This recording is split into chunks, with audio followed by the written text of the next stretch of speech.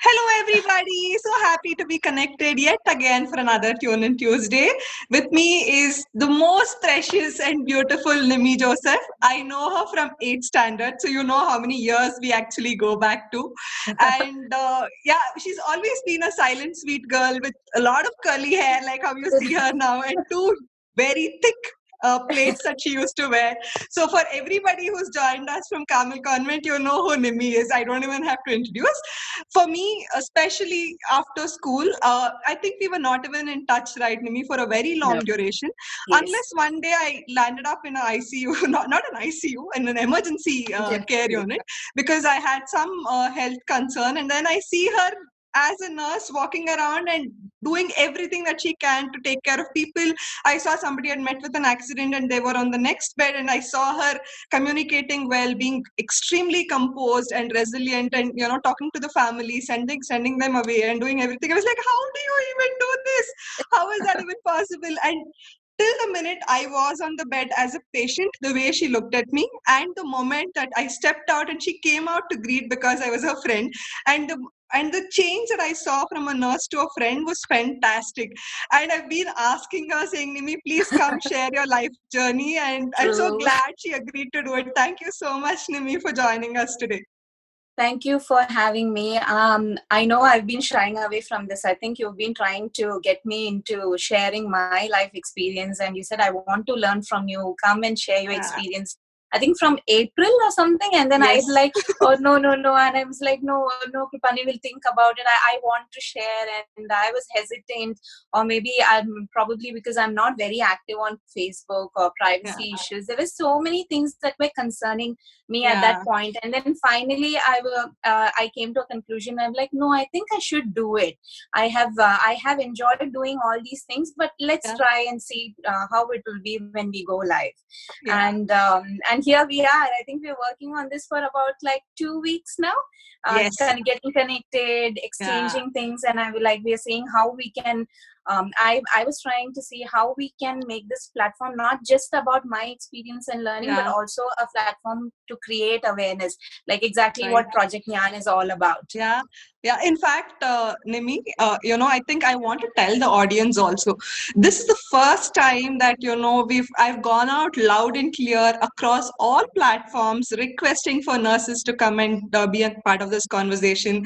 And I can only be grateful for you, Nimi, because I know it's 1:30 in New Zealand now. In the middle of the night, you're Yes. sitting down to share the stories with us. Thank you so much for giving us that No time and for problem. being here. And yeah, it's been extremely difficult for various different reasons. People have been giving us a lot of reasons and valid reasons why nurses are not Yeah. here on this call. A lot of people who we spoke to across the globe, I try Yes. connecting to people from different countries, and it's been a tough journey. Why is it so, Nimi? I think we should start the conversation from there. Why are nurses so busy? Nurses are busy, so we have to tell this now. It's not just during because it is a pandemic, or because of this challenging times that we are going through. Yeah. Even otherwise, also, I think one is the nature of the job. Second is there is like we will be in shifts. We work 3 shifts: morning, afternoon, and night. And there can be other concerns also, like comfort level, communication barriers, or we never know. Each individual will be seeing it in a different way. Like I Right. was like more like just I would say I was kind of shy. It's where like I think when I shared it with my mom was like, you're all right to talk to people. It's not like how it used to be in school. I don't speak until I'm spoken to, or I'm just to myself. Or like it's changed all the way from there. But Yeah. I think everyone had their own reasons. But most importantly, even when, as you said, when I was trying to get in touch with nurses whom I have worked with, and they're all in different parts of the world now. And one main issue was the time. Everyone said we were working, or it's like Yeah. in the middle of the night like this, Yes. or they couldn't get swapped, like they couldn't change their shifts, or they Yeah. had other commitments because they have family or children children, and it's not possible to have a conversation like this in the middle of the night. Yes. So there were various reasons why people were hesitating to come forward. Yeah. So I have to tell you, we are busy. Probably it's maybe it's not something that people take it seriously. Earlier there have been times in my life they were like, oh, what busy? It's just like another job, but it is. Yeah. Like we can say it's just another job, but more than that, if you see, it's like if I have to do nights, then I have to make sure that I'm properly rested, so that when I go to my patients, I should be able to give myself 100% there too. Yeah. And at the same time, that doesn't mean that you don't have any commitments at home. So I am here, it's just the luxury that it's just the two of us, so we can accommodate, and he will do a few things, I will do a few things, and to be frank, I don't have any such, pressing commitments for me. But what if there are children or there are elderly people? Right. They have to take care of that, cook, manage everything, and then run for night shifts or whatever shift they're on. So yes, nurses are busy. They have always been busy.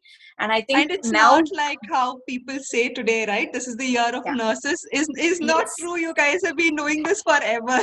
Ever. So I was sharing this with my friend, and you remember Alfonso ma'am from school?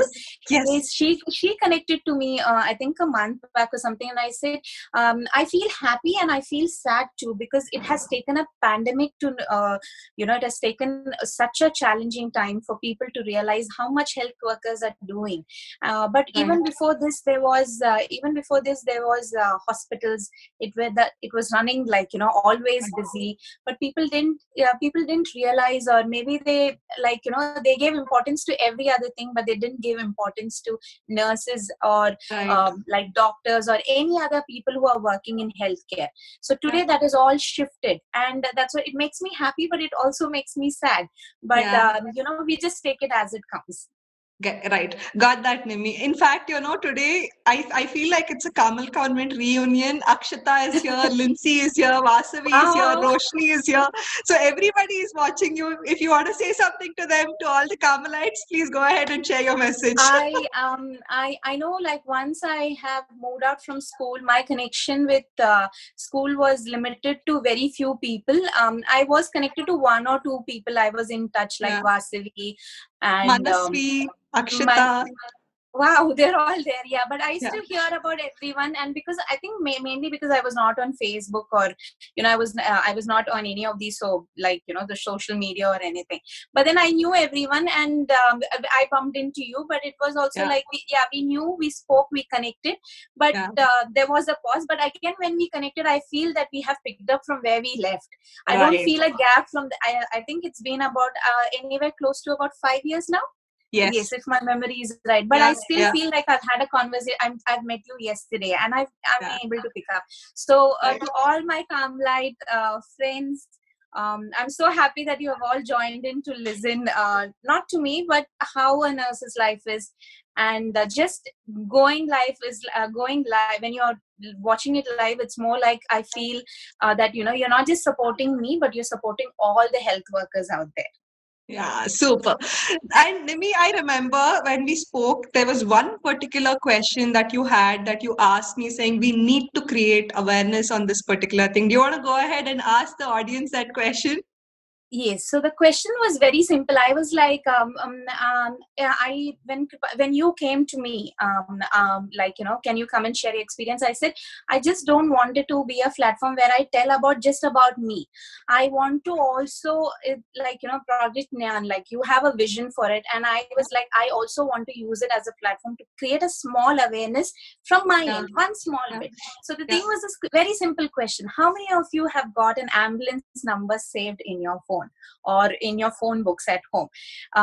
It was surprising for me also. So unlike countries like US or like in New Zealand, we have a common emergency number. In US it's 911. Here it is 111. In India, there is still a confusion about whether there is a common number, and if there is one, it is 112. But I'm very sorry to say this, that I couldn't get any. The latest update that I read on it was something from February 2019. After that, I've been trying to look up. I couldn't get any more information. Yeah. And so what I did is, okay, I thought I'm not able to get information, so let me just get into it and see how much of it is right there in people. So what I did is I connected with my family, extended family, friends, and I asked them, ask your friends, ask your relative. So across about 4 cities, I would say: Bangalore, Chennai, Kerala, a few cities in Kerala, and in Delhi. On an average, we spoke to people, about 70 people, I would say. So in that 70 people from Bangalore, only 58 people didn't have the number in their phone. Few of them knew, but they were like, we like, 108. I was like, are you sure it's 102 or 108? Then they were like, it's there. So I was like, do you have it in your phone? The answer was no. And the remaining 12 people who had it, in that 5 people had them. Like they had like deliberately saved it because they've all had someone who has been hospitalized with chronic illness in their family. And there were 7 people who had it in their phone as a default number, which was saved, and they were not aware of it. That is the most shocking part. When I asked them, they were like checking and they're like, hey, there is an ambulance number, but I didn't save it and I didn't know about it. So there's the same situation across these other places also, where I connected with my family and friends and friends of friends. So what I was asking, I requested all of them, as like, and as soon as I sent that message, she's like, oh God, I don't have it on my phone. I was like, no surprise there, no surprise there. And then so I was like, go ahead and save it. The reason being, we never know when we will be in an emergency situation, and we never know when we will need to handle it. And when an emergency situation is created, like, it's not necessary you should know how to react in that situation. Usually people's most common reaction is panic. They will be like, oh, call for help, is there a doctor around, somebody call for ambulance. So when you say somebody call for ambulance, this person whom you say call for ambulance should know the ambulance number. It shouldn't be at that point you're trying to Google it or trying to find out or call someone else. Those few minutes can be very crucial, and if you can make a direct call to an ambulance service, then they can get the needed help, and probably you will save a life. So I hope you never have to be in a situation like that. It's my humble request to all of you who are watching this. Please be aware of your emergency numbers. Teach them to everyone, and put it on your phones. And at home, this is another thing that I want to stress. This is not something that I'm suggesting. This is something that I have put it into practice. Now, if you see in our homes, sometimes the women in the house, it's not that they are not proactive. They are like, oh, the husband will have it, or my son will have it, or my daughter will have the number. But at home, what about the person who's in the house? So something happens to that person. I know we are all very well connected with our neighbors and everything. But if the neighbor comes also and he or she is ready to help you, and he say, oh, please call my son or daughter, or in that panic, you may not find the phone, or you would not remember the number. How are they going to call? So what I suggested to, like, when someone came with a request to me, I said, print it out, laminate it, and they will, like, in my house I have a landline. So what I said is, just place it beneath the phone. Stick it and place it beneath the phone, or in a place like place it behind. Some of them I said put it behind a family photo. Just stick it there. And then so when someone comes, even in the panic, you can see the numbers are there. So it doesn't have to be a common ambulance number.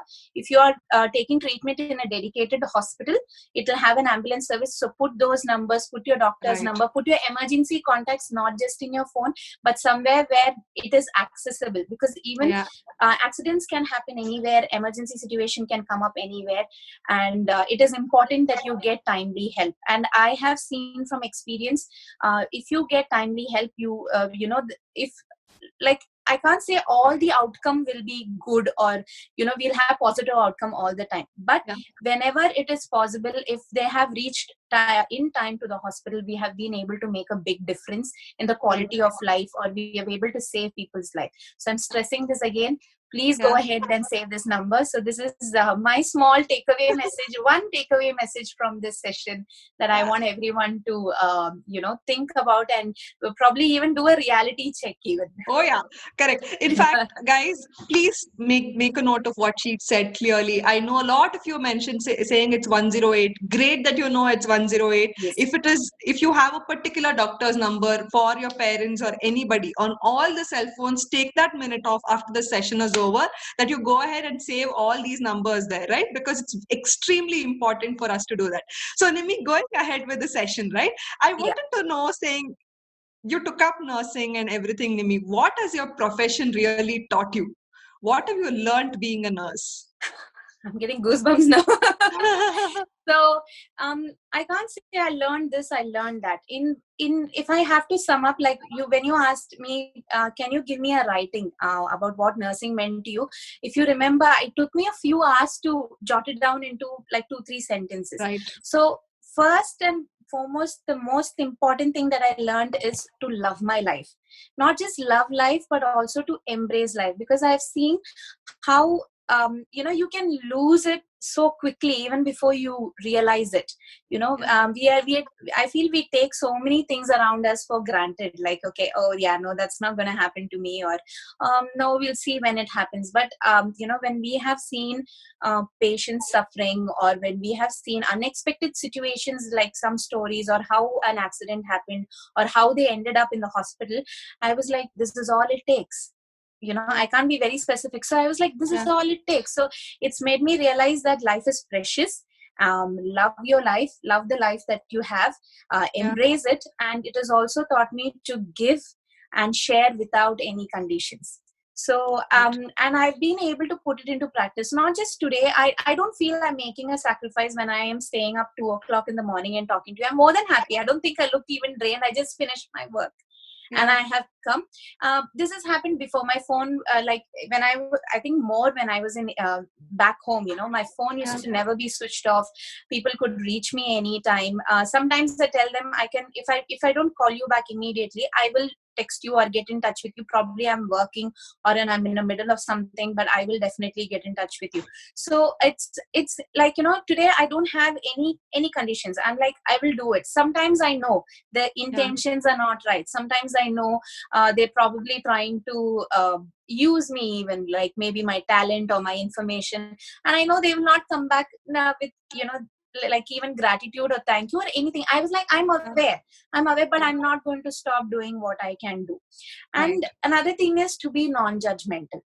You never know what a person is going through. So it has taught me to accept people the way they are. But at the same time, I would say, like, it's not just nursing, even as an individual, but there are times when even I have to be assertive, or I have to put my foot down.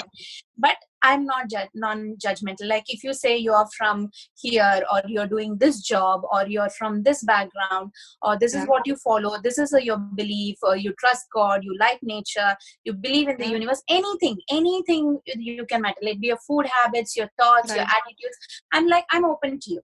Let's see how this will go forward in nursing and outside nursing also.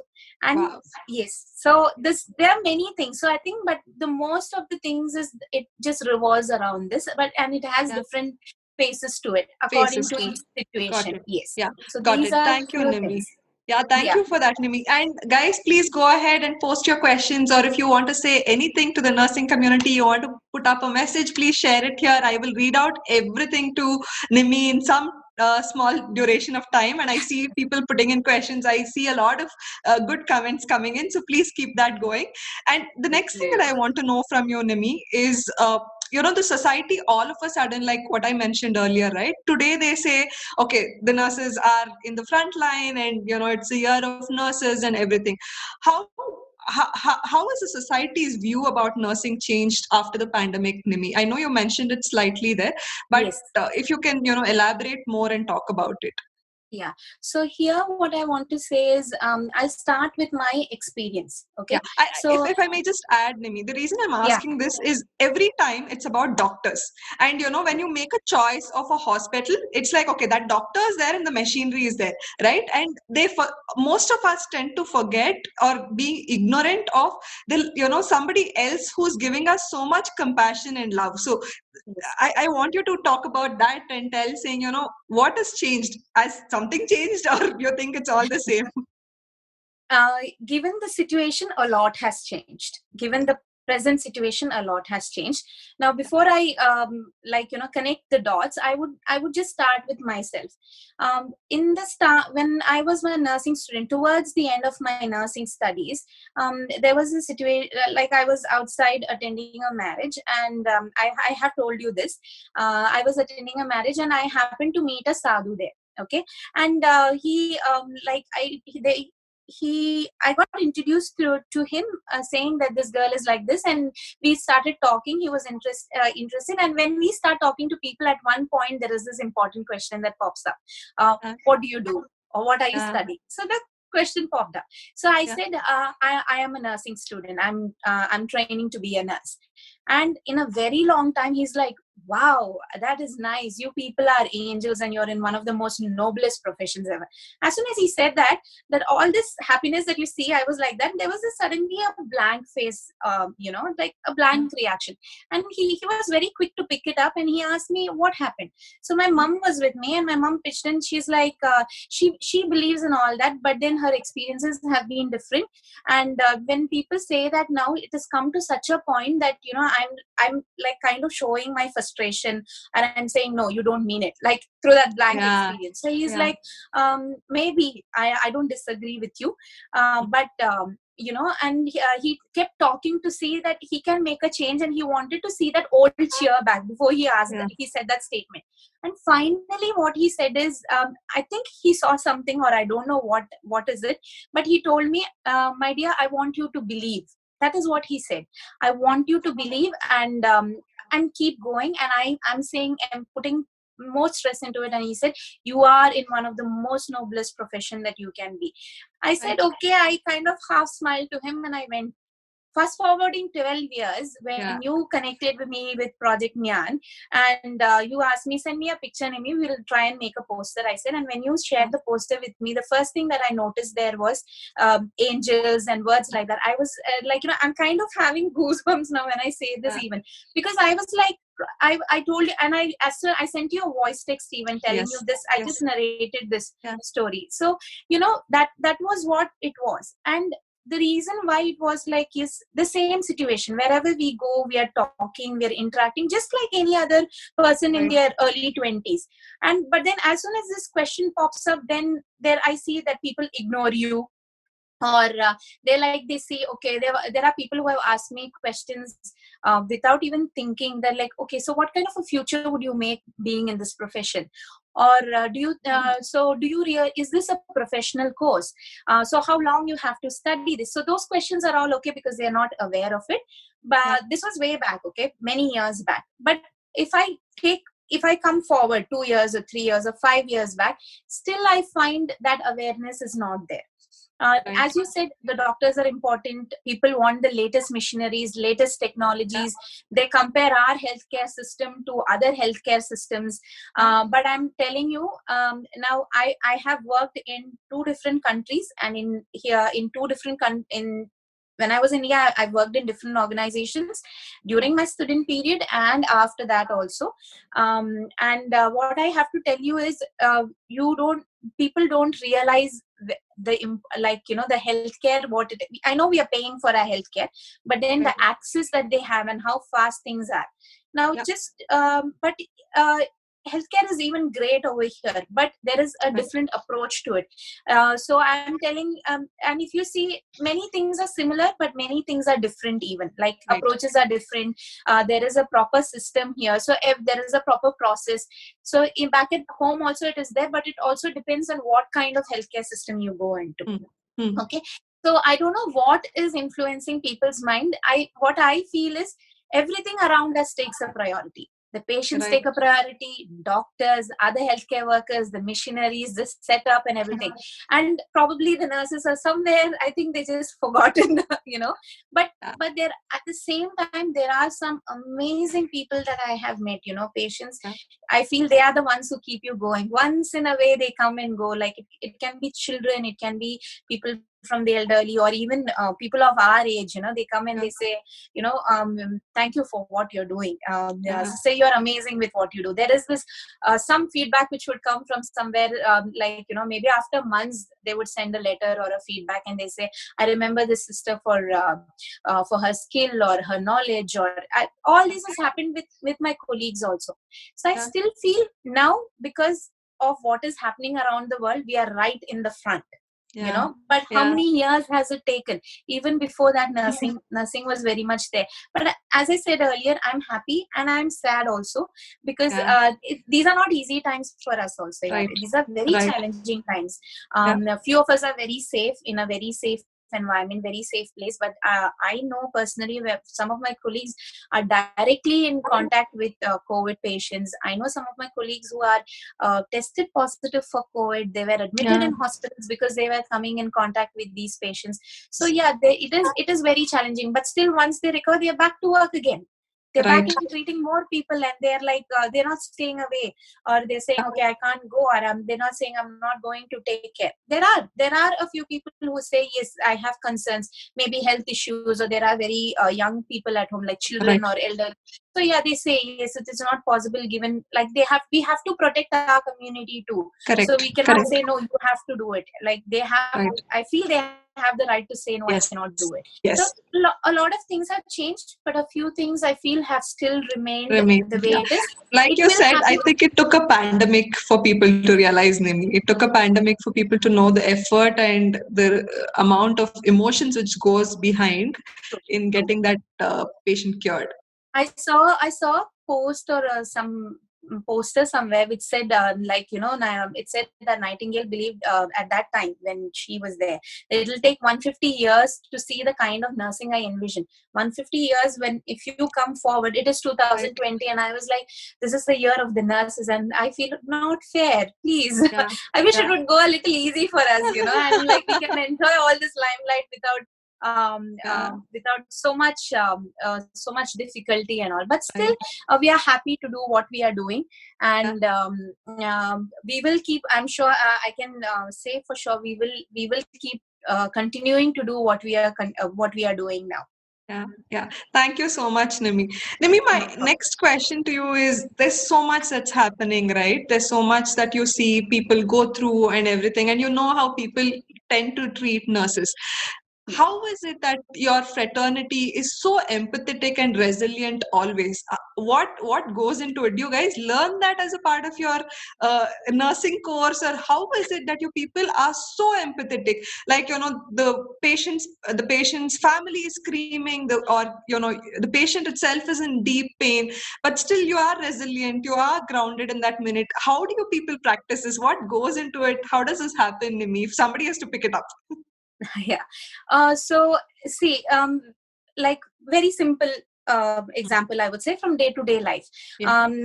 So just imagine me and another person is there, and the other person is anxious or angry or sad or panicking, and is expressing it in like anger or shouting. So in that moment, if I'm also going to shout with that person, what is going to happen? No output is going to come. We are not going to forget solving the problem. There is we are not going to address the issue, or nothing is going to come out. There'll be two people who will be just clashing at each other.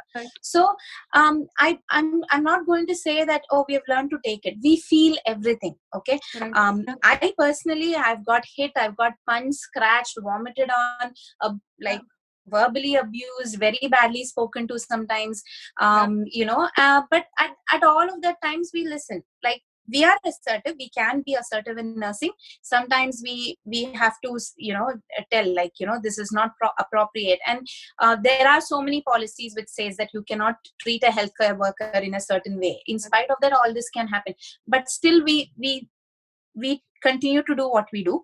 And it's not, we know that in that situation, even if I am going to react out of my emotion, or I'm going to just react like just how that person is going to react, it's not going to help. And I think each day you learn how to accommodate all of these things, and we have a coping mechanism. Now, if you ask me, is there an emotional class that they take for you? No. But we learn subjects like when I did my nursing, back in 2006. In my first year, we do study that whole year. We have psychology, sociology. We have different subjects we cover each year in nursing. So that will give you a basic idea as to into how people are. It's not just the body or like physical ailments or what procedures you have to do, but other aspects of the society and a basic how a person can be is being covered through different subjects. But they also expose you immediately into this hospital environment so that you will start learning how to pick it up.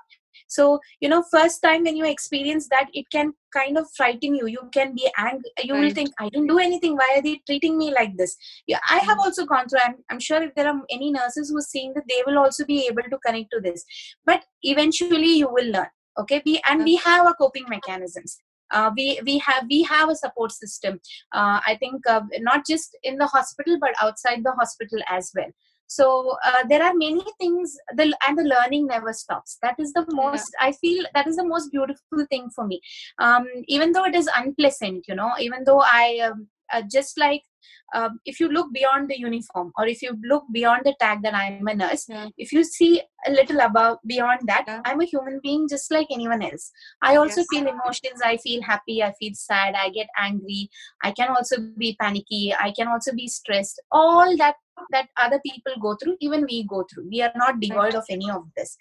We feel, we also have the same emotions, I would say. But I think we kind of know to deal with it. We know at that point, at that situation, this is what is expected out of us. That I think that uniform brings in that decorum, that work ethics, integrity, all that. So I think when you said you have seen me as a nurse, the way I would, I tell my friends, okay, if they're seeing me in the hospital, I'm a different person in the hospital. But once I come out of that, it's the same person, but like the way I would talk to you and address to you will be in a different way. So there is a difference. I've seen that, Nimi. I've seen inside that emergency care unit, and the moment I stepped out, the person that I spoke to were two different people. That is what I felt. And kudos to you guys for being so resilient and for taking all of these pain, the struggle, and going through all this day in and day out without even a small, slightest expectation. And probably, people might not even remember your names, but still you go out and you do that. So my next follow-up question to this is, Nimi, knowing all this, right? It's not like you get all of this or whatever. Knowing all this, and you also know that your life is at threat a lot of times, like especially during the pandemic. Now people think that it's only during the pandemic that the nurses' lives are at threat. I want you to talk about that as well. But I want you to tell, saying, how is it that you people wake up and say, okay, today I'm going to wear my uniform and I'll go out and I'll serve? What goes into it, Nimi? What goes into it, knowing there is a possibility of falling ill? Because for most of us, it's like, especially during the pandemic, let me not step out of the house. Let me stay as safe as possible. How do you guys open that door and step out and go and do all this for the society? So if here first thing I would like to put in is everyone's approach is different. So I'll be telling my views and my sharing. Sure. Anyone wants to put in their views and their sharing, or they have met some nurses, please go ahead and share. It's a learning for me too. So for me, if you ask me, for me, nursing is not just a job. Okay, it is more than that. I feel this is my calling. I have to tell this to you. I can give it to you in writing. If it was not, trust me, today I wouldn't be sitting on the other side and giving a conversation. There were so many points at which I have feel that I feel I have been challenged and pushed. I have feel okay, I sometimes doubt, like, can I go forward from here? And but then, because it was that calling, it is giving me the strength to push on. But today I can tell, all in all, I'm passionate about it. I'm happy where I am, and this is what I want to do. I'm not going to go anywhere from here. So every day we get up, we go. And as you said, it's not just during this time. There is a risk always. Always in the hospital, there are sick patients. Okay, you can catch anything from a simple flu to anything more complicated. And there are different kind of patients who come in with different kind of diseases which can spread, which wouldn't. So as a nurse, how I approach those patients is I take precautions. Okay, like speaking very professionally. So I can wear gloves depending on what I am, what kind of patient I'm treating. I can wear a mask, or I can wear a gloves, I can wear goggles, or I can put on a gown and go and treat them and keep myself safe, also keep that patient safe and the other people in the hospital safe. Now if you ask me as a person, I would say there is something beyond it. Now from my nursing years to now, about 12 years, I would say 12 or 13 years, I have not, touch wood, I have not fallen sick because I was in the hospital. Maybe that is this exhaustion, or I pick up something from outside, but I feel I do whatever I have to do. I take the precautions. I do my hand hygiene. I practice hand washing. I sanitize my hand. But beyond that, I feel there is a guardian angel who is sitting above my head and taking care of me. I feel I'm surrounded with prayers, blessings that I get from my patient and my well-wishers, which is also protecting me and keeping me safe. I am conscious and I'm aware. It's not just me. When I walk into my house, I'm also, that risk is being extended. So, Right. During these, during this time, if you say, personally speaking, when we had active cases from where I am now, Yeah. Because there were other cases in the hospital. My husband was not working at that time. Like, I'll tell you what we did. So it used to be like, I will enter from the hospital into the car and I have a dedicated seat. And initially he was like, you're going to sit in the back seat. I said, no, I sit in the front seat and I'm going to sit there. Like, he Yeah. was more worried about me. So I said, no, I'm not going to change this, but this is where I'm going to sit. He's like, I think you should sit in the back. I said, no, I'm going to sit here. And then there were so many rules all of a sudden that was there in my house.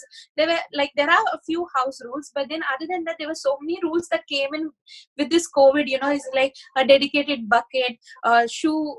There is this one particular shoe that I have to wear, certain set of socks, and as soon as I come in, I have to not touch anything else. Straight, get rid of my uniform and go into the shower, and that uniform will go directly for wash. There's so many things that we also changed to accommodate this thing that was happening around us. And there was a point when one day a friend came to visit us, and I said, no, they're not coming inside here. Okay, because it's not that I'm being blunt or I'm not being caring or not compassionate, but the thing is, I said, I'm working in a hospital. I don't know if I have anything or if I don't have anything, so no one is going to enter this house. Please explain it to them however you want to explain it to them. Even if I'm sure they will not misunderstand me because they've known me from quite some time. But you know what happened when they got near a house and they called us and they said, we are here. So we kind of looked out and my husband is like, I can't see you people. He's like, no, we are standing outside. Hey, they were like, come here. And they're like, no, your wife is working in the hospital. We are not going to come inside the house. I was like, happy. I was so happy. I was like, okay, now saved. You're saved. You don't have to explain yourself to it. So I see, that is what I'm telling. People have that fear. So that just coming in contact with me, maybe they are fearing that, I'm like a high risk thing that they shouldn't come in. But I'm more careful, and I said, no, nobody is coming into my house. Very, very straightforward. I might sound even blunt here, and I said, no, they are not coming into my house. No one is coming into. I said, until this thing passes, we are not going to go anywhere. Nobody is going to come in here. It's just a small precaution that we are taking, So I want people to understand, like, sometimes when we say no, it is not that we say no because it's like arrogance or attitude or something. We say no because I think there are so many factors that we take into account, and then we say no. In this example, this is one of it. Yeah. Thank you, Nimi. Thank you for sharing that. And, kudos to your entire fraternity. I can't thank you guys enough for everything that you people go through. And not just you, I think we forget your families and everybody else who's supporting you guys so much for you to come out and do this. I'm sure behind every nurse, there's one family which is struggling. There could be a kid who cannot go to a mother. There could be parents to whom you cannot go talk to. There could be your husbands. There could be so many people who are putting so much effort. And Yes. to the entire fraternity, thank you so much for everything that you guys do. And I don't know what else to say. In fact, there have been some fantastic messages, Nimi, so I'm going to read these for you. Lindsay Yeah. says this for you. Being a part of the Thank you. medical community, I always tell folks around that the spinal cord of the hospital sector is the nursing team. Thank you for Wow. every nurse out there, Nimi. I'm so proud of you and happy. And she says she's happy to be listening to you here. I Oh, also thank you, saw Lindsay. Thank you so much. yeah, and Vasavi has also written a message for you saying, I would like to take this opportunity to express what kind of a extraordinary care she extends and kindness person that she is. She's one of the best nurses and a person that she knows. So that's Vasavi for you. Manasvi has Thank written you, another Vasavi. message where she says, she's very happy to see this and she's sending you messages, Nimi, saying, stay safe. And she says that you are one of the best angels who's out there. She's very happy Oh, for what you're thank you, doing. thank you. I'm almost in tears now. I just want to add a small thing to this. When you said there are people, families who are like kept apart because of this pandemic, in my house, I'll tell you what happened. When this things started getting active in the country that I'm staying now, my friends all started messaging me. My Yeah. family was concerned about me because they know what I am. They have seen what I do, and they were like, "I'm not surprised if you will jump into this." And at the same time, in the ward that I was working, there was a paper put out with a notice saying we are trying to set up a exclusive COVID unit, and Yeah. any nurses who are interested to work, please put your name. And I would go and stare at that page every day. Yeah. Trust me, if I was not like maybe in the situation, like I'm in a very Yeah. happy situation, but I feel today I have more responsibility than before. Before I had my family and everything to take care, but I could say like, okay, I can stay away in a different place. But today I have a family, which Yes. for me, family comes first. It comes beyond anything. Like, I don't think I would place my family beyond my ambitions or my dreams or desires. For me, Right. family is everything for me. And I remember having this conversation with my husband. I said, there is a list that is put out, and and he's like, you want your name in that? And I was like, yes. And he's like, no. It went on for days, not just one day. Every day I tried everything. I tried all my tricks. I sulked. I pretended to be sad. And he's like, whatever you do. I think that is the first time in my life he has told me, he has said no to me. And I'm getting texts from my friends from all over the world, my family and my mom, and everybody is like, please don't jump into this. Please This be time. careful. This is not like the other thing. Like I said, we've had SARS, we've had H1N1, we've had HIV positive cases. They're like, all that is there, but this COVID is something else. Like, how our mother expresses her concern. Right. And my friends is like, don't try to be that brave, Nimi. No, you stay in your circle. Like how they put a shield for the horse. They like put a shield around you, and you just keep focusing on what you do. Don't jump into this. And at home, personally, I was feeling I'm not doing my bit, but at the same time, I had to consider everything. Finally, it came to a stage where we were not talking to each other even. And then I was like, I said, okay, for you, for a person who has never said no to anything that I want to take up. So I said, only thinking about you and respecting everyone else there. I am not putting up my name, but I have to say, I wish I had put my name up there. I still wanted to be in that team, but what to do? I couldn't do that this time. Probably your calling, involved. your serving was to something else, Nimi. You never know, right? Probably because you were here handling the other things, the other nurses could take that time and go and serve there. So whatever that you guys do, I think that itself is more than enough, because I've seen my dad getting bedridden and I've seen how much a nurse does. I think there is a limit to what a daughter can do. And beyond that is what a wife can do. And beyond that is what a mother can do. But I think a nurse is beyond all this. There is no hesitation to take care of a bedridden person. There's no hesitation when like you rightly mentioned, when somebody vomits at you, there is somebody who's also, doing motions on the bed or anything. I haven't even seen a slight change in the expression of that person who comes in and does this and goes out. I'm sure it can also test a mother, but you guys are beyond that. So thank you, Nimi. Thank you for Thank you. everything that you Thank you guys for do. understanding and Yeah. appreciating. My next question to you, Nimi, is I want Yeah. to know, saying, there will be difficult times, right? Like, somebody is going to die and it's going to happen right in front of you. How do you communicate messages to people? How do you manage death when something like that comes very close and it's coming, it is there? Because there might be a lot of hope that somebody has, but yeah, it is coming very close. How do you manage during those periods, and how do you take care? So to start here, the first thing that I would want to say is death is a inevitable thing in everyone's life. Okay. Some people don't like to acknowledge it. I've seen fear, like when we start this topic itself, people will be like, okay, we don't want to talk about this. It disturbs them. But I think for healthcare people, they're very conscious about it. Okay. Right. And when we get a patient, we know if that patient is stable, if that patient is not stable, if that patient can deteriorate or not. And sometimes we are also like, there are sometimes with certain cases we know for sure that this is going to be the outcome. Okay. Right. So I think over the years you kind of learn how to deal with it. Now, passing on that information is never easy. Right. Okay, it's never easy. Even after these many years, like sometimes if I have lost my patient and I have to make that call to the family, they might be expecting it. They might be knowing, like, Right. if a patient is in a palliative care and they know that they are in that process, but we don't know when it will happen, but then they know this is going to come. Maybe it will come in the next few hours, or it may take a few days, but they know. But that to make that call, even to this day, even if it is me, like, you say I have so much experience, I feel I have hardly any experience, but Right. I still feel that hesitation when I take the call, and I'm like, I am preparing myself mentally, like, how will I communicate this clearly, with compassion, with care. Now, death is, it can change you, like how, without knowing that person, I'm finding it so difficult.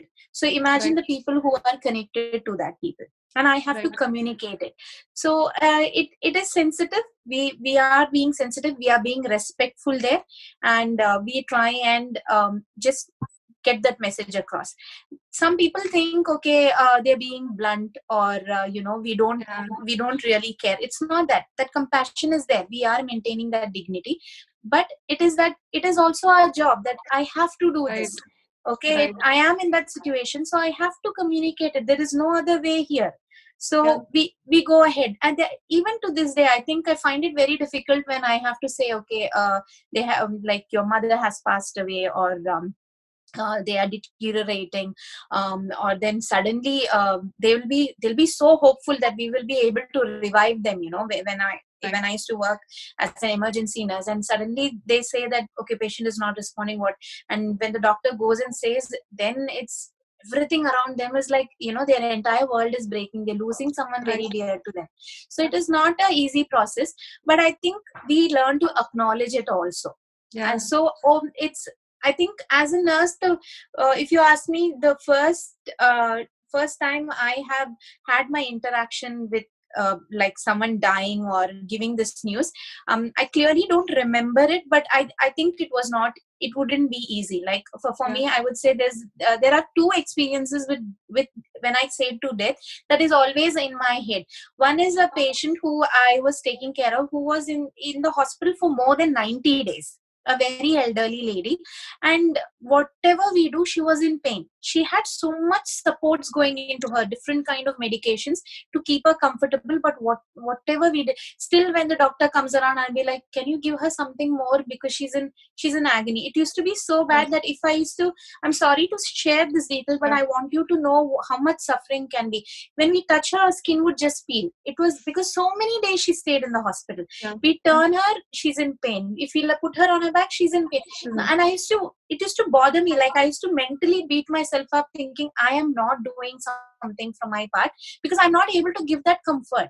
But it was not the case. This was very, very much in the starting, or like when I was just finished my nursing, or I think when I was I'm not even sure when it was during my nursing years. It was in the starting stage. But I will never forget that woman. And then she used to cry. But what can we do? We can't do anything eventually. But I am aware that this is going to happen, and I was conscious that if there is something that will give her comfort, is when she passes away, when she goes on to the other side, because that is the only thing that will stop her pain. And it is not easy, like, but in spite of all that, we try our level best, in spite of knowing this is going to be the outcome. So, and that changes that changes your perspective also towards life, and how you talk to people, and how you'll be more compassionate to these people, because you want to make them feel better, and you want them to pass over on to the other side with care, with dignity, and respecting the person that they are. And it can be difficult. In fact, I also want to share this, Nimi. A lot of times, especially for the families which are standing outside, and there is a patient who's inside under care with the nurses or with the doctors, including me personally. Initially I used to feel, why can't they understand what's the emotion that goes in? It's not that the nurses are not having emotions, it's just that I think that much amount of grounding and resilience is actually required. If you cannot, otherwise what happens is you also become a part of the family, and then the emotions takes over. So you have to give them their space, and at times they're preparing you for the right news, and it is not about simply giving you a false hope. Probably they're trying to do their best and trying to tell you what the reality is. Don't expect them to say it's all going to be okay, because I think the second opinion is usually to the nurse, right? Saying. So here what I want to add is hope plays a very important role here, and I know we will be coming into it. But before that, what I want to say, as you said, is sometimes all these things, especially when you are caring for these people, a bit of it rubs off on you, emotionally. You carry it a little bit. So, but still at that point, that I know that this is what is expected out of me, I have to come and tell. So many a times there are people who have come and asked, like, there are people like my friends will just like make fun of me, like, she's got a heart of stone, like, I think I was like, no, I feel, I cry, I have that emotion, I feel bad. But when I would say in the starting of my career, I thought like I cannot address these issues. But today, my approach to it also is changed. If I had a bad day, today I tell my family or my friends around, I tell them, see, I've had a bad day. I lost a patient. I've realized that when you address it, people around you also understand. And today they say, okay, oh yeah, she's also feeling it. It's not that I'm blunt or I don't care or I'm very strong or anything. I also feel all these emotions, but it's just that I don't let my emotions take over in that situation. Okay. So yes, we feel all of this. So if you can, like you mentioned about hope, Nimi, how important is hope? Knowing so much about medical fraternity, you know how good the doctors are and everything, and you're in one of the best countries for medical care. In spite of it, what do you say? How important is hope to humans? Hope is, I would say, it has a great influence, not just in patient care, but individually also. It can mean different things. For some people, it is something connected to spirituality. For some people, it is positive vibes. So for some people, it is something that will help them, to encourage them to look forward for a better thing, a better outcome maybe. So everyone has a different way of looking at it. And in nursing, if you ask me, hope plays a very, very important role. Like, I feel it will help to spread positivity. Okay. And it is also, I feel it also plays a big part in improving the quality of the care. Now, when I talk about this, there is one thing that I want to bring up at the same time. Giving hope and false affirmation or false hope. Now, it can be sometimes very difficult to differentiate it. Now, I would give just a simple example in very simple terms. Now, if you say what is hope, like if somebody is going to undergo a surgery and they come to me and I was like, don't worry, hopefully everything will go well, and let's see what is going to happen. Just be positive about it. This is hope. But if I say at the same time, like, because that is a friend or somebody whom I know, I cannot tell them, no, I know for sure this is going to be a success, there's not going to be any complications, and you're going to come out beautifully out of it. I'm telling you, this is something that you should never tell anybody, because you never know. Everything comes with its own set of risks. Okay, whatever let it be hospital or outside. This is my understanding on it. So giving that false hope or false affirmation is not correct. Then you're giving, it's like giving them a promise that you're telling, no, nothing will go wrong. You cannot say that. Even before, if whoever has had some experience into coming and going into hospital, even before you go into a surgery or something, they explain you what are it. They explain you the risks that are involved in it, and you sign a consent. Why is that all that happening? That is because no outcomes can be promised. So if you are around somebody who is whatever they're facing in life, please do not give false hope. That is something that I have to have a touch of reality in it. I feel you will be able to accept things a little more easily. Be positive, be encouraging, see how you can improve things, but at the same time, do not give false hope to anybody. So for us, that is in very any important. profession. In any profession. Yes. Thank you, Nimi. Thanks for that. My other question is, I don't know if Akshita Vittal is listening to this. This question is specifically asked keeping her in mind, because I know for her health has taken a toll, Nimi, especially working in shifts and stuff like that. And I know nurses, the timings is I don't even know if you have the regular shift, you have something like that also. So I know you people balance a lot, in terms of your time and everything. Yes. What is your word of advice for anybody who works in shifts? How can they take care of themselves? So what do you want to say to all the people out there in any other profession, but who are working in night shifts or anything of that kind? What can they do to take care of themselves? Okay. To start with, I'm not sure if I'm the right person to talk about, because there's several aspects of it, but I will just put my input here. Now, in nursing, we work different shifts. So usually, to put it in a very general term, we have morning shift, afternoon shift, which will start in the afternoon, which will run till night, and then we have a night shift. And there are also a few nurses who would work on a general shift, which will start like morning 7 to 4 or sometime 8 to 5 or even late, depending on what role you are taking and which part of the hospital you are working and whatever job description you are under. Now, if you ask me when I am on different shifts, how I cope. So what I do is I kind of rotate everything around my shifts. That is what I do. Like I plan my day, and our rosters come out quite early. So from now, if you ask me, I have my roster till August. I know what shifts I am on till August. I have my roster, and I try and plan my activities around it. So when I'm in the morning, like if you ask me what shifts I like morning, because I'm more of an evening person. Any get together, anything, for me it should be in the evening.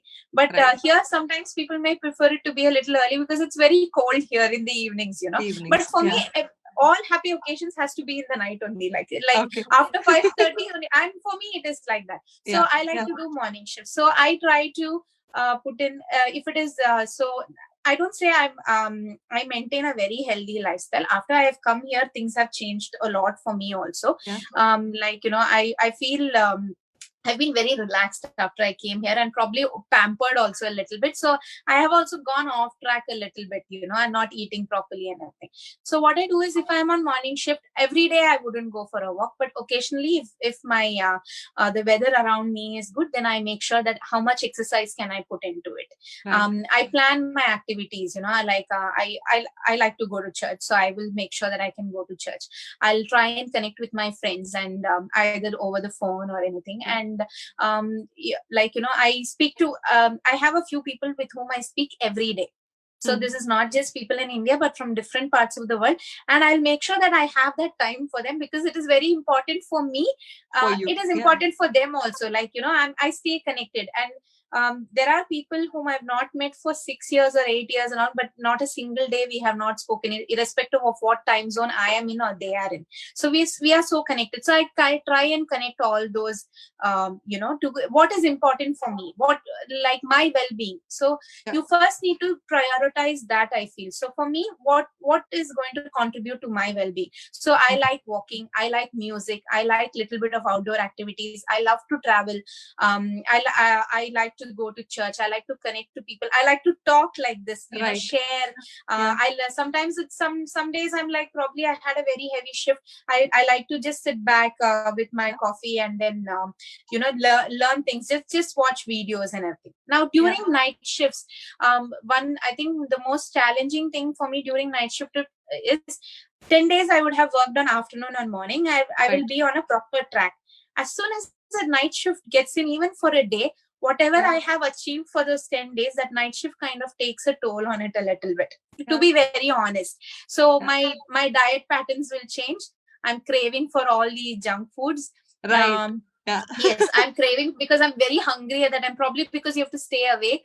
And I love my coffee. I want my coffee. And you don't walk as much or you don't exercise as much. And because I know I'm going into the night shift, what I try and do is I will not keep the mornings active, because night shifts can, as it is, because you're staying awake in the night, I take a little bit of extra precaution not to commit to anything during my night shifts. So how I plan mine, mainly I'm focusing on night shift here. When I'm going to start my night shift, I don't plan anything on that day. I make sure that I don't exhaust myself before I go to work. It is important for me, because I feel by the time I go there, and if I'm tired, I'm in a profession where I need to be alert, physically, mentally, emotionally available for people around me. So I try to keep my mornings and evenings, like before I go, like I just stay at home, or I don't do anything too much strenuous. Sometimes I even cook before and keep, like, so I can just relax the day. Now, if I'm taking up any commitments, it will be on the last day of my night shift. Like tomorrow I am off and I don't have to go, so I will go outside that day. I will meet people or take up commitments on that day. Now during the night, I try to make healthy choices, but I am somebody who can't stick to a routine. If you tell me stick to a routine, I'll be like, no, that is not me. So I like it to be different. I like it to be exciting. So I'll try and plan a menu to see what and all I can put there. We'll in the most healthiest of foods also, we'll all have a favorite. So I just play around that, and in between I treat myself also. I'll take that chocolate. I'll have I love to eat ice creams in the middle of the night. I don't know why. I'm fixated with it. There are times when we have gone for a drive at 3 o'clock in the morning just to have ice cream. Just to that is me. Like for me, any happiness, anything I come, that has to end with an ice cream for me. That's a little love that I give to myself. Okay. So I treat myself to it. So but at the same time, in the morning, I'm more careful of what I eat. Then another thing is, if you're doing night shift, don't overdo on that coffee. Like I finish my shift at 7 o'clock in the morning. So I make sure that my last coffee is before 5 in the morning, because when I get home, I have to be able to fall asleep. And sometimes if I have time, I kind of eat when I'm in the hospital. If I have time, if I'm too busy, I will skip that and I come home. Never go to bed on an empty stomach. For me, it is like a golden rule, because I have sleep issues. So if I go hungry to bed, I will probably wake up in the next 2-3 hours out of that hunger, and I want to eat something, and it'll be like uncontrollably trying to satisfy myself over there. So I try to eat a healthy breakfast, maybe in between I will try to eat whatever that will satisfy me, go to bed. And what I've seen most commonly people do on night shifts is they kind of starve themselves throughout that entire morning and that evening. And by the time they hit the night and they are in the night shift, they're so hungry that entire period, 8 hours that they are there, they're just grazing continuously. So I kind of realized this pattern, and I kind of worked around it. And that is when I saw the difference. So I eat as soon as before I go to sleep. When I wake up, I don't eat immediately. I take some maybe just hot water or coffee again. And then after that, I make sure I have an early dinner. So my shift starts at 10:30 in the night. Yeah. So I kind of eat at about 8:30. Sometimes I eat at 8:30. Sometimes I skip that and I have a dinner at 1 o'clock in the middle.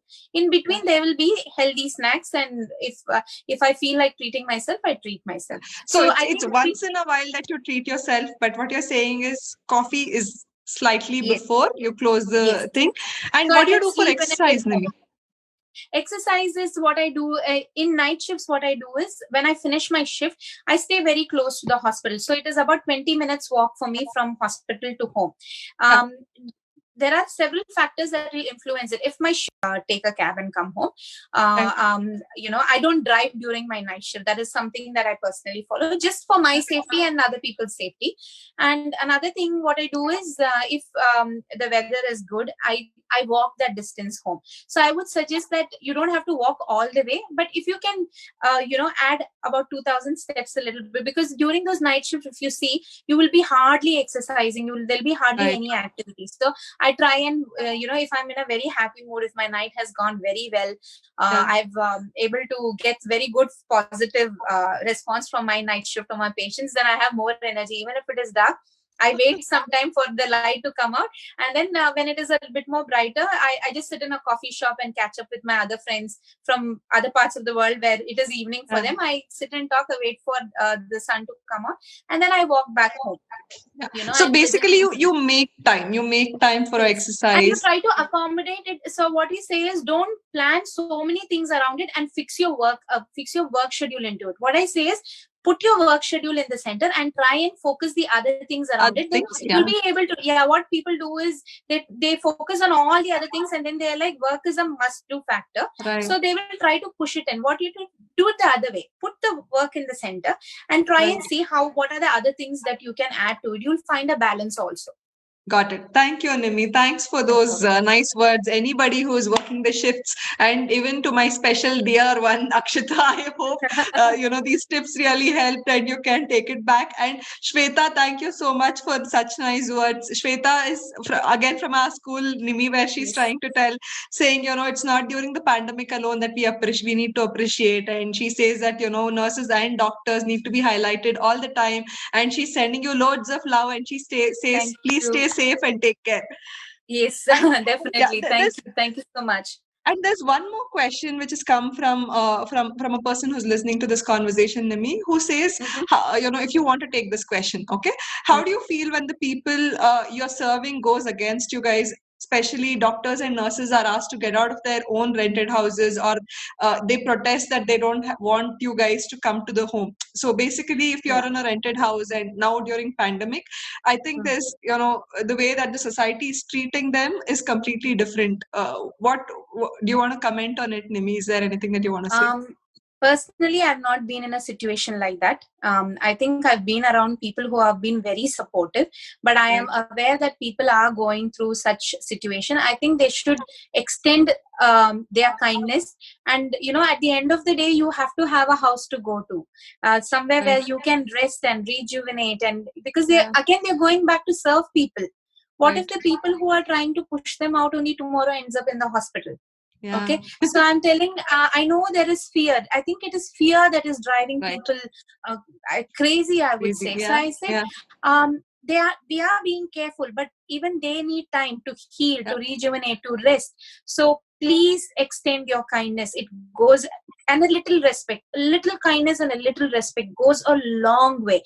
So I to whoever is suffering like that, I'm actually in loss of words. I feel sorry that they have to also go through these challenges, but I feel here I'm not the right person because I have never been through it. It is different for each people. I hope they find the support system. Somebody will accommodate them elsewhere, and please don't throw them out. They have nowhere else to go. They cannot stay in the hospital.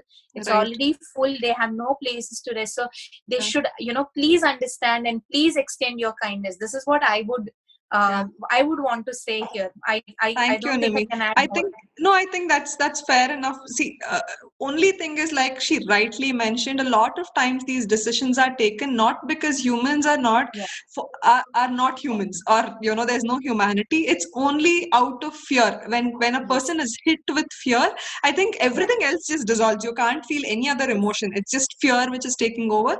To those, only thing that we all need to be doing is create awareness. The more Yes. the awareness, the more it becomes easier for the True. world to accept anything. And please do your Yeah. bit, do whatever you can to support Yes. them. And it's not like a very highly paid profession that they can go stay anywhere else paying whatever loads of money. So do whatever bit that you can, and do it because they're serving it for you as well.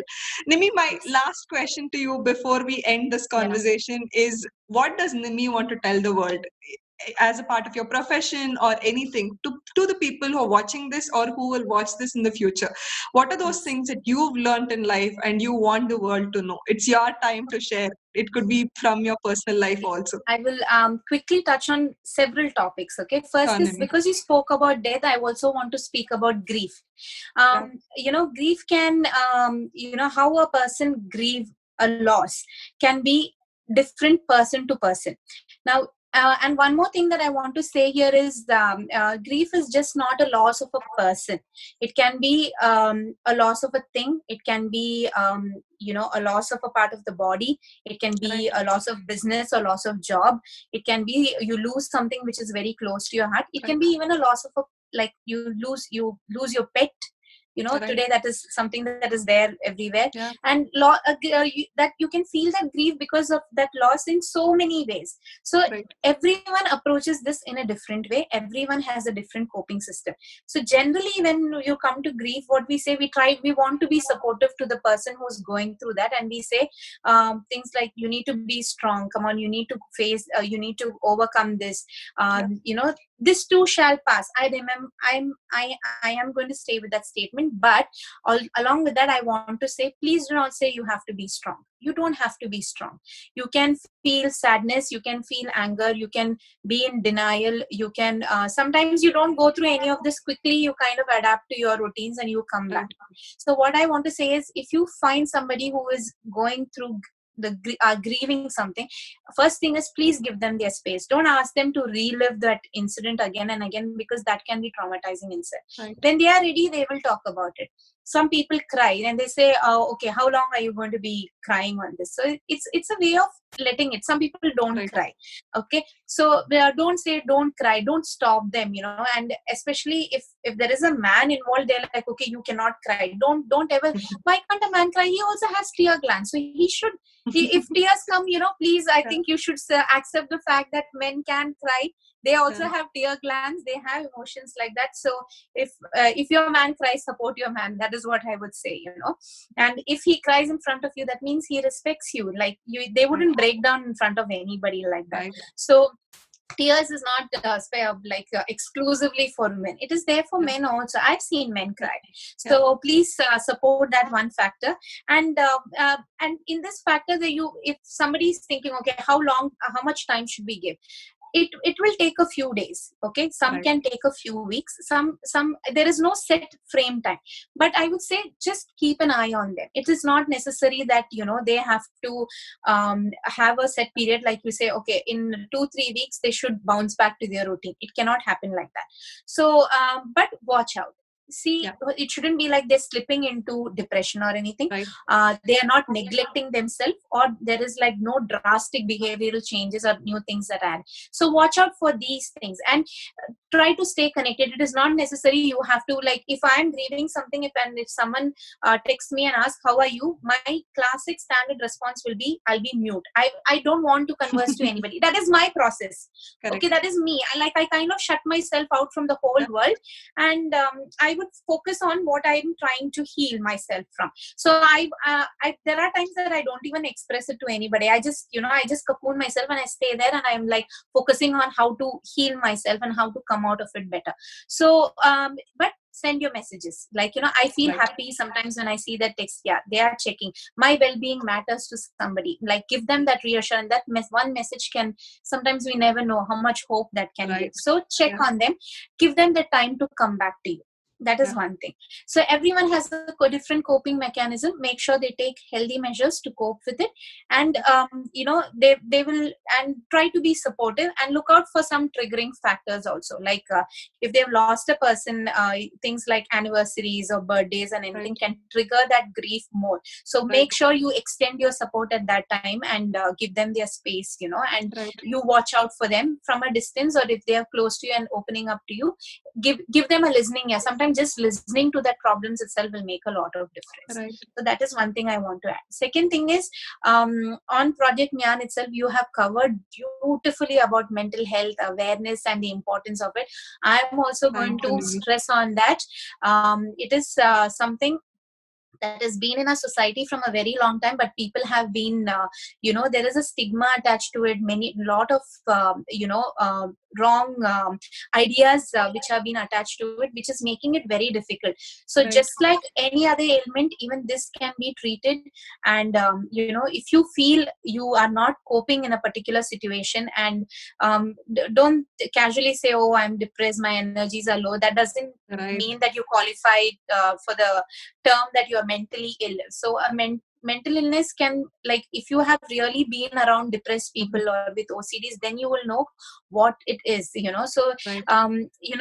if you feel that, so I would say here, watch out for things like, if it is going to happen for over a period of time. I'm not going to specifically say many things, but a few things to look out. If you feel that a certain thing, like you're feeling off, or you feel that sense of hopelessness is there, if it is happening over a period of time, and if you feel that is interfering in your life in different aspects, it is interfering in your personal life, your social life, your work, it is stopping you from being this person you are, then that is when it will be something that is you need to pay Right. attention to. Yeah. And Yeah. address these issues. Don't bottle it up. Please bring it out, talk about it, acknowledge it. Bottling it up and trying to stay strong is not going to help you. We Very all true. have our people.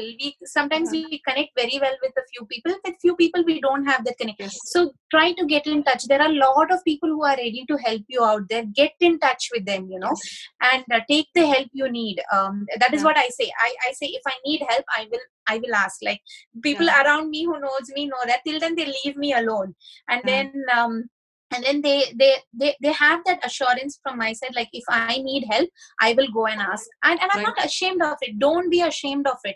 We are all, yes, that is, I in feel fact, that is one Mimi, I think this is something that even I want to tell the community out here. Guys, please don't ever think that it is bad. It is okay to go and say that I need help and I'm not feeling good today. And when somebody asks, just don't say, yes, I'm feeling nice, right? Yeah. Make sure that you reassure yourself that you're feeling nice. And because there's been so much talk around this, in fact, I'm putting an entire curriculum and course around self-awareness. If anybody is interested, please do write back. I will be more than happy to accommodate and get you to come and be a part of those sessions. But please be aware of how you feel. I think that's what Nimi is also trying to say. So take a stock on how you feel. Yeah, go ahead, Nimi. Sorry. And another thing is, of recently, I have seen people are giving importance to issues related to abuse. It can be domestic, it can be sexual, and especially dealing with children. I'm going to stress very much about this.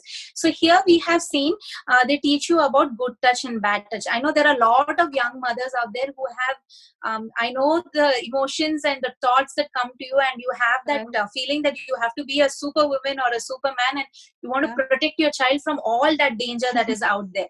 So for all those mothers that I want to, I just want to say, be aware of it. And it is scary. Even for me also, that when we come across cases like this, it hurts you, and sometimes it even angers you, but be aware. Being aware is the most important thing. Now here I want to stress on a few things. Just as much as you teach a like how you are going to teach about children about good touch and bad touch, you also need to know that this child is growing and the need of the hour is going to change according to the age of the child. Right. And because when you try to talk to a 5-year-old about good touch and bad touch, it is appropriate there. But if you tell that to a teenager, I would punch in another dialogue and not a dialogue, another idea there, which I say that a bad touch can feel good. When you hit Right. puberty, things start changing. Here, I would want to emphasize the importance on sex education. It is not Yes. a taboo. Don't attach any unwanted figures into it. I know when we were in school, every year we will be like, oh God, why are they doing this to us? Yeah, we will be like that, and we know that okay, today what is going to happen, and we are like, okay, now this is it, and we will all be like sulking, and it's like, why are we supposed to go through this every year? But when I look back, I'm very happy that our sisters did what they did. And it didn't stop there. It happened throughout high school, 8th, 9th, 10th. And when I moved into college also, that sex education continued, but there were more topic included in it. Right. When I moved into being an adult in my early 20s, in my college or wherever I studied, some more topics were added into it, which was relevant to that particular age and everything. So that is ongoing. So just like any other learning, even this is ongoing. So so to all the parents out there, please openly talk about this to your children. Right. You know, if you want them to choose you to talk at when they are having trouble, you have to start it from beginning. You know, I can say this for sure because my parents have spoken to me about all of these topics. When I was in school, they would casually say things without using any specific terms or anything. But when we went into college, I remember like both my mom and dad, they said, okay, now and for us, especially going from a girls' school to a co-ed education, they have even more, too many anxieties attached around it. And they'll be like, there'll be boys and there will be feelings. And I'll be like, Mom, keep quiet. I know all of it. They're like, I know you know about it, but I have to say what I have to say and you're going to listen. And then once we cross over a certain age, then new topics have come in my house. My parents and my mom and my dad have openly discussed about topics like simple topics from music, dance, to drugs, to sex, breastfeeding, companionship. All these topics, they have thought about it, they have put their input. Now you will think, how am I going to talk to my children about this? Here I would say, please don't be fooled, because you will think your child doesn't know anything, but I am telling from whatever little experience they have, they know a lot, but what they know is where we have to start giving our attention to. How much of it is right information? How much of it is like they are aware of the facts, but what if they have all the wrong information in their hand? It is that is the reason I'm saying it is important that the right person talks to them. In case God forbid something goes wrong, they should also know to talk back to the right person to get the right kind of help. Because otherwise, like I personally shared an experience with you. I have worked with a few people like that, and they would have shared it with a fellow classmate or somebody of their own age. Who, see, you need to understand, maybe they can be a little more mature than you, but ultimately at the end of it, their experience also is ending there. They are not also doesn't have exposure. They will casually tell it, but this can beat you up, mentally. Like physically, maybe you would move on, but it affects you in so many different angles, and I have seen it. I have worked with people like that, so I'm going to emphasize the importance on it. If somebody comes to you, please don't, tell, like as a woman or men, even men face this, even boys face this, So, okay, these are things, this will happen. Please don't, somebody is going to come and talk to you, don't shush them, don't say, okay, we're not going to talk about this now, or we will take it up later. Kids, right? Yes, especially around the kids. Yes, I would say in a very simple term, I would say anything below the waist is like, shush. No, you're not going to talk about it. It shouldn't be like that. Just like how you would talk about eyes, face and everything, rest of the body also needs to be accommodated. So for all those people out there, please please talk to your children. And I don't know if the sex education still is there in schools, or It's not there, Nimi. I am a part of the education system, and yes, it's very sad that it's not as good as what it is. But yeah, there are yes, shows on Netflix that I've tried to go and check, and I've watched episodes over episodes. But I think yeah, that there's a break between sex education and porn, and yeah. I think they've crossed that line a little bit. I don't think it's Okay. sex education anymore like how it used to Yes. be earlier. Yeah. So I think it should come back into the curriculum. So at least people, I mean, the students and children know like what is real and what is not, what are Right. what are the false things that can be attached to it, so they're little more oriented to the reality around them. So I Yeah. want to stress the importance of it. I hope it comes back, and the right people Fingers are crossed. yes, fingers crossed, and like the right people will take it up and will be able to present that. So Right. this is another one more thing that I want to say. Second thing is, we, like, even me, for that matter, what I'm coming to say is we take care of so many things around us. We Yeah. look after our homes that we are in. For people who have a family, we look after the family, children. We cook for the family, we keep the house neat and tidy. At the same time, give equal importance to yourself. Don't forget to take care of yourself. Sometimes indulge a little bit, sit back, put your feet up, take care of yourself, do what you I've seen a few of our people in school, like we knew, like, if for example, if you say Namrita, she used to sing very well in school. Today Yes. I'm seeing, like, she's coming back with all her singing again. She's Right. reconnecting to It's it. So beautiful too. I know, I'm just taking one person's name. There are like Vasavi likes to write and read, and Yeah. she's very good at writing. I feel she's amazing. She tries and do her bit. Yes. And there are people who love to I think Roshni, the traveling part. Yes. She is connecting to things that she loves. So every one of us have something that we will be able to connect it. I think Right. that will rejuvenate us also. Get in touch with it. Find time for it. I know it is difficult, but Yeah. if you can find just a few minutes, you don't have Yes. to do it every day, but give yourself that time. And self-care Yeah. is very important. Why I'm saying this is, personally, I feel if I am in balance with myself, if I'm happy physically, mentally, emotionally, if I'm very happy, I feel everything around me is balanced. If it is not, I feel somewhere something is going to Right. go off. I think it's So all to start from within, then yes, everything else external. Yeah. yes. So that is one last thing that I would stop. There are many more things that I want to say, but these are the few things that I feel like I Started should Nimi. address Yeah. immediately. Especially, guys. So what Nimi is advocating is mental health. She's saying take care of yourself, and she's also saying make sex education mainstream. If the curriculum does not change, does not matter. Start with yourself. Starts from home. You go Yes, ahead and start at home. Talk to your kids. Tell the kids what's right, what's wrong. It's not just about good touch and bad touch. Go beyond and tell yes, the kid what really has to go into it, because you are giving the right information, right? They otherwise the source of information and from where they're picking it up might not be the right ones. And the more you talk about it clearly, it becomes much more easier for them. And any of you struggling, not able to cope with yourself, you need somebody to just to talk to. You just want somebody to listen to you. I'm always there. Ping me on Project yes, Nyan. I'll be more than happy to call you back and talk to you and say hello. And please take care of yourselves. This is very, very important. I think nothing more important than taking care of your own self, right? So please yes. spend time on that and do good for yourself. And my one last question to you is, Nimi, how was it being a part of Project Nyan and sharing all this? Because Oh, that it's comes been to the end of the discussion. amazing. I'm so happy. I kept telling Krupa so many times, I wish more nurses could come into this, more Yeah. people, it's more learning. It's learning for me also, I wish more people were here. And we did try, but I feel we are doing our bit. Like from your end, you feel you're doing your bit. And I want to say a few things. Thank you for this opportunity. It Thank means you, Nimi. so many things in so many Thank you. dimensions of my life. Thank you.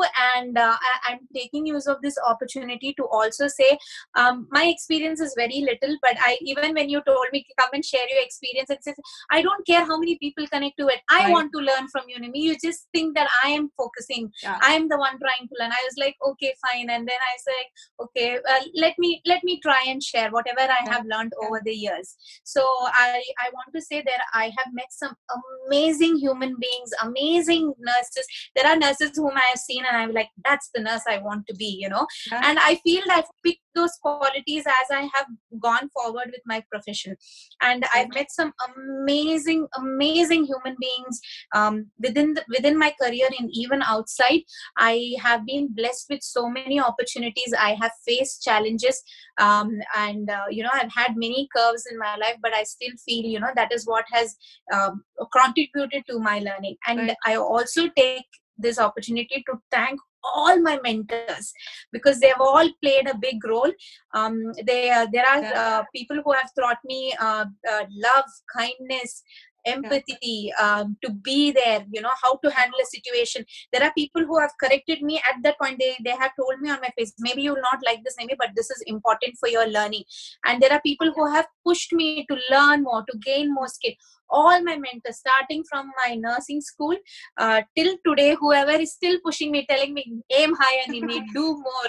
I'm sure there'll be so many people who will be happy to see me talk like this. They're like, they'll be able to connect to this part of me, and they're like, so happy to see you after a long, I feel once I moved to New Zealand, I've kind of come step back a little bit in a few things. I'm not as active as how I used to be in Bangalore, and it has given me so much satisfaction to be on the show and to give you the right information. I've also started reconnecting, thinking. So many good memories have come back to me because of this. Thank you for helping me to relive that. Nimi. Thank you. And to all my mentors, to all the people who helped me, to the people who supported me during my hard times, to my family and my friends who stood by me and who believed me, and they gave me that time. And today they are very proud of me. I can say that for sure. And they're so excited. I've seen in the last 40 hours or something, I know that amount of love and reassurance, and they were like, go rock it, maybe. It's like, so nice to see you here. So I have to say thanks to you, and very proud when I say that all of us, the Calm Light communities, I'm able to connect back to so many people after so many years. And thank you for choosing me, thinking that I can also impart something. One last takeaway message is, I believe there is goodness in every human being on this earth. So what I say is, tap into that goodness, connect to yourself, feel the joy, and give that love out. And from whatever love you're giving it out, take a little bit and give it to yourself too.